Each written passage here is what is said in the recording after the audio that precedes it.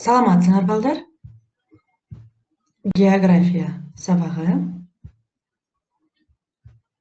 Бүгінгі сабақтың темасы Азияның су аймақтары жана Чет Азияның чарбасы.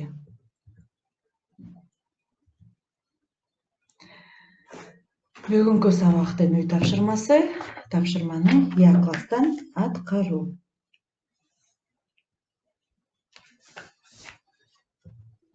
Сабақтың мақсаты Азия региондорунун ортосундагы негизги айырмачылыктарды аныктоо. Азиянын экономикаларын ар түрдүүлүгүн изилдөө.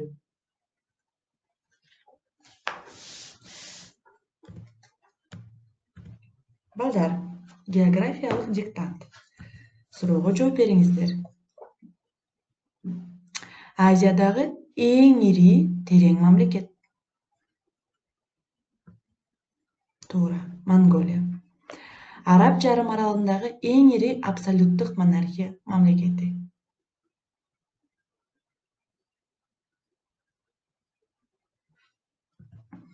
Сауд Аравия. Кийинки суроо. Түштүк Батыш Азия аймагы кандай кен байлыктары менен айырмаланат? Туура балдар, муңай менен айырмаланат, башкача айтканда нефть. Азия өлкөлөрүндөгү эки негизги көйгөй бар. Алар биринчиси жер ресурстарынын жетишсиздиги, экинчиси суу ресурстарынын жетишсиздиги. Демографиялык саясат калктын өсүү темин төмөндөтүп жиберди. Бул кайсыл өлкөдө?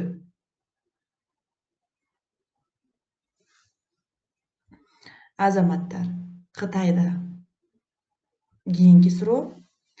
Чет Азия бул 3 дүйнөлүк диндердин мекени. Алар кайсы диндер? Туура балдар, бул ислам, христиан жана буддизм диндери. Кийинки суроо. Дүйнөдөгү эң ири агломерация аймагы.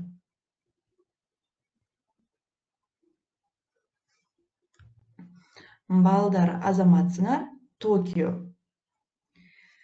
Чет өлкөлүк Азия деп КМШга кирген мамлекеттерден башка Азияда жайгашкан өлкөлөрдү атайбыз. Алардын аянты 27 миллион километр чарчы. Калкы 3,5 миллиардтан ашык. Калкынын саны боюнча башка региондордон бир кыйла алдыда турат. Азиянын саясий картасында 40тан ашык өлкө бар. Алардын бир канчасы эң байыркы жана ири мамлекеттер. Чет өлкөлүк Азия цивилизациянын башаты, дыйканчылык жана сугат иштеринин мекени, шаарлардын жана көптөгөн маданий байлыктардан куралган жери.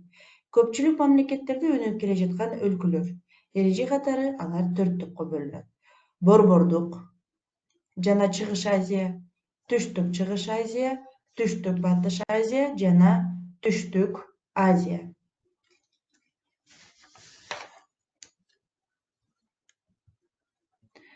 Түштүк Батыш Азия.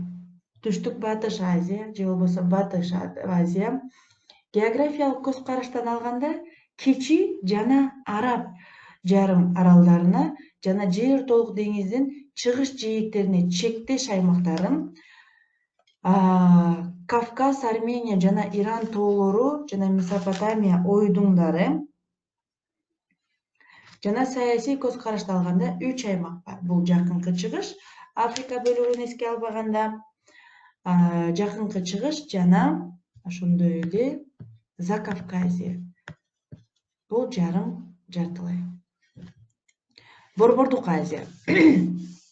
Борбордук Азия Азиянын кеңири деңизге чыгууга мүмкүнчүлүгү чок региону. Бул Кыргызстан, Казакстан, Өзбекстан, Түркмөнстан жана Тажикстан. Борбор Азиянын мурдагы советтик республикалары. Азыр алар КМШнын курамына кирет. Аймагынын 80% чөл жана жарым чөлдөр түзөт. Бул планетанын эң аз калкы бар бөлүктөрү. Калкы 60 миллиондон ашуун адам. 100дөн ашуун этностор турат. Алардын эң ириleri өзбектер. Чыгыш Азия. Азиянын чыгыш бөлүгү. Дүйнөнүн географиялык, саясий, этно-маданий региону. Монголия менен Кытайды кошпогондо субаймак дүйнөлүк цивилизациянын жаңы борборуна айланууда. Бул Азия Тынч океанынын бир бөлүгү. Анын өнүгүшүнүн аркасында адамзат цивилизациясынын ишмердүүлүгүнүн борбору Атлантика жээгинен Тынч океан жээгине өтө баштады. Региондун өнүгүүсү темпин Япония, Кытай, Корея Республикасы, Тайвань белгилейт. Мурда артта калган агрардык мамлекеттер күчтүү индустриялык державаларга айланган. Түштүк Чыгыш Азия. Түштүк Чыгыш Азия Кытай, Индия жана Австралиянын ортосундагы континенталдык жана аралдык аймактарды камтыган макро аймак. Индо-Кытай жарым аралын жана Малай архипелагын камтыйт. Азия Тынч океан аймагынын бөлүгү. 11 өлкөнү камтыйт. Вьетнам, Камбоджа, Лаос, Мьянма, Таиланд, Малайзия, материкте Бруней, Чыгыш Тимор, Индонезия, Филиппин жана Сингапур аралда жайгашкан. Түштүк Азия.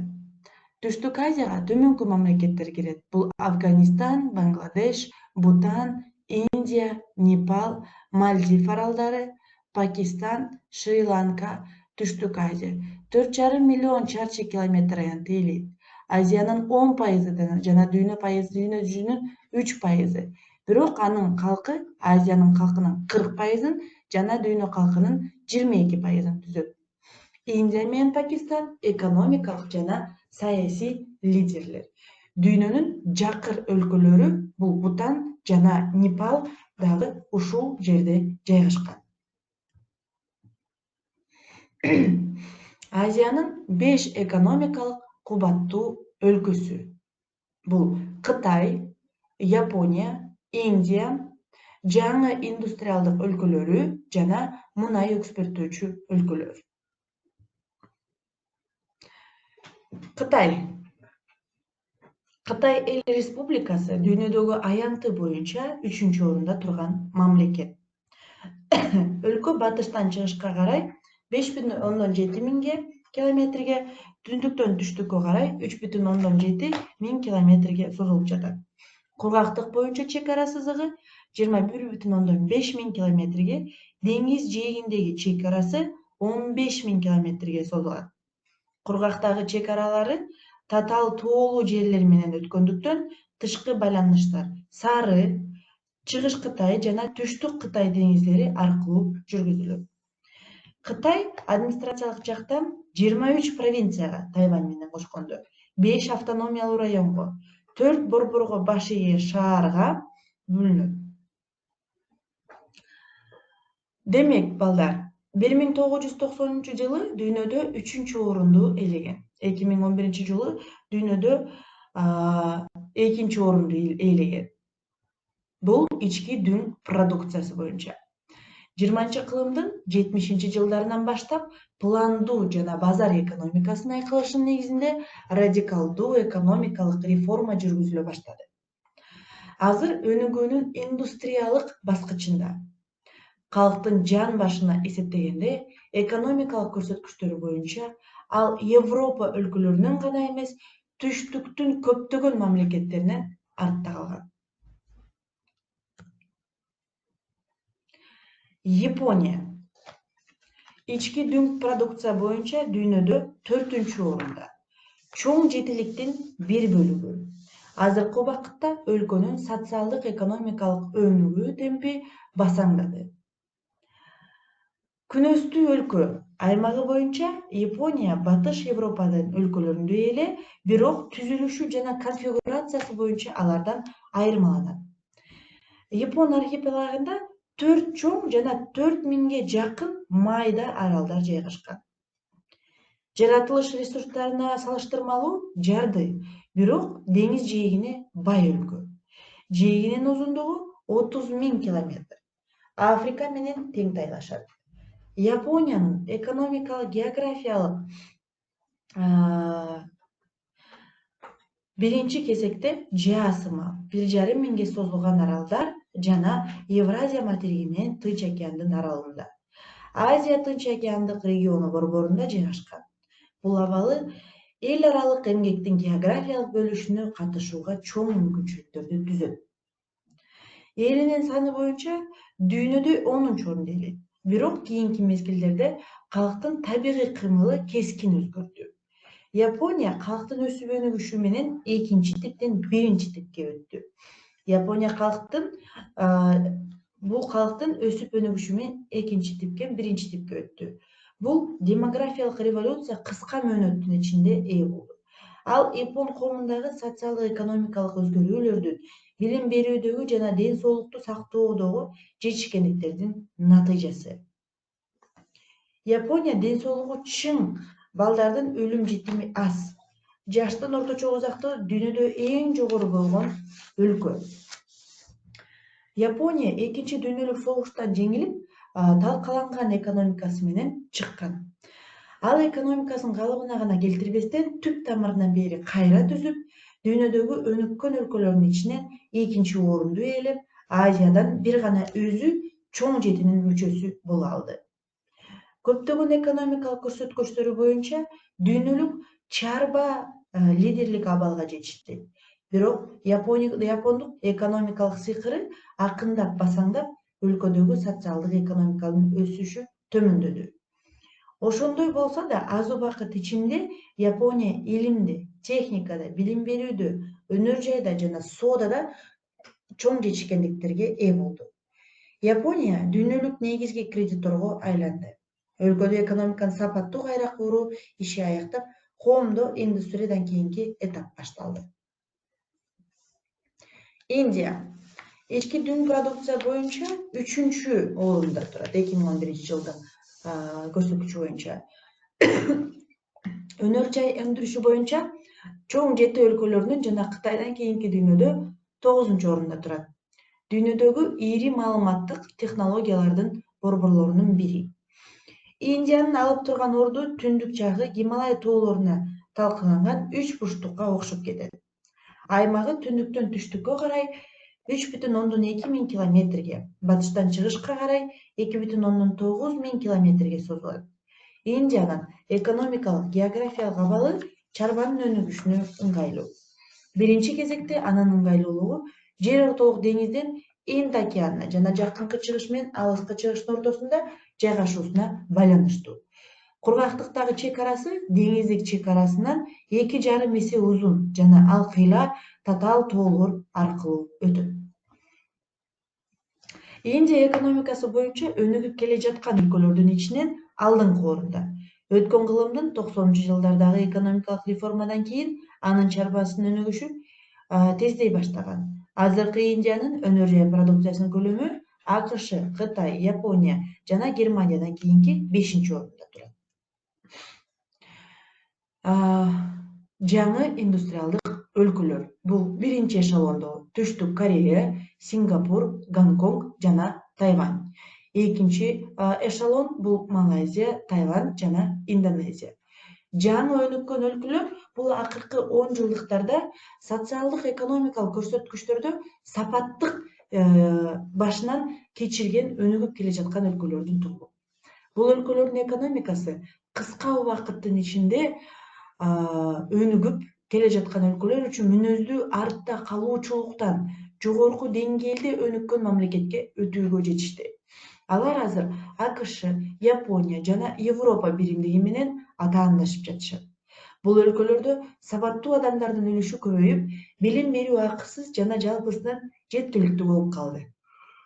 Ички дүң киреши киши башына эсептегенде болжол менен $15,000 түзөт жана анын жылдык өсүшү 7% деңгээлинде турукташкан. Өнүккөн тармактары бул автомобиль, мунайды кайра иштетүү, нефтехимиялык кеме куруу, электрондук өнүккөн тармактары. Майды экспорттоочу өлкөлөр. Мунай газ жана газ өндүрүүнүн ири аймактары. Өнүккөн мунай химиясы жана металлургия, тейлөө чөйрөсү. нефть экспорттоочу өлкөлөргө Перс булунун тегерегинде жайгашкан мамлекеттер кирет. Алар дүйнөлүк экономикада маанилүү орунду ээлейт. Эбегейсиз зор өлчөмдө нефть жана газ сатуудан түшкөн кирешеге таянып, ал өлкөлөр кыска мөөнөттүн ичинде кылымга тете секирип жасады. Анын негизинде Перс булуңунун зонасы ири нефть жана жаратылыш газын өндүрүп алуунун, нефтехимиянын, металлургиянын жана башка тармактардын маанилүү өнөр жай районуна айланды. Мурдагы чийки кыш менен салынган эски шаарлардын ордуна жаңы өнөр жай борборлору салынды. Талаалардын тамчылатып сугаруу электрондук машина менен башкарылып, өсүмдүк өстүрүлөт. Балдар кичинесинен баштап компьютерде иштөөнү өздөштүрөт. Мисалы, Сауд Аравиясындагы калк илгертен бери төө багып, курма пальмасын өстүрүп, Меккеге барган адамдарды тейлөө менен оокат өткөргөн. Азыр анын экономикасынын негизги нефть өндүрүү. Өлкөнүн экспортунун 98% кирешеси нефтьден түшөт. Аравия чөлүндө эң мыкты автомобиль жолдору, аэропорттор, эң ири өнөр жай комплекстери Эл Жубейл жана Янбу аттуу азыркы учурда талабына ылайык келген шаарлар салынган.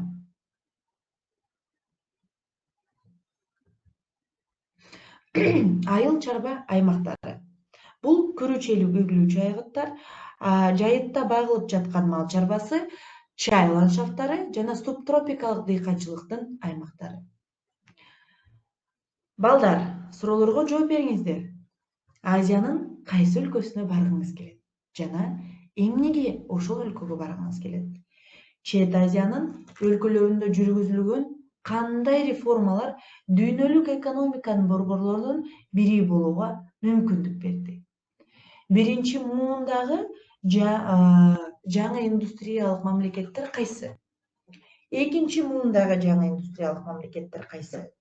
Жана кайсы маданият Азиянын негизги наны болуп эсептелинет жана эмнеге? Балдар, ушул суроолорго жазуу түрүндө дептериңиздерге жооп бериңиздер. Жоопторун мугалимдериңизге жөнөтүңүздөр. Демек, балдар, бүгүнкү сабакта биз сиздер менен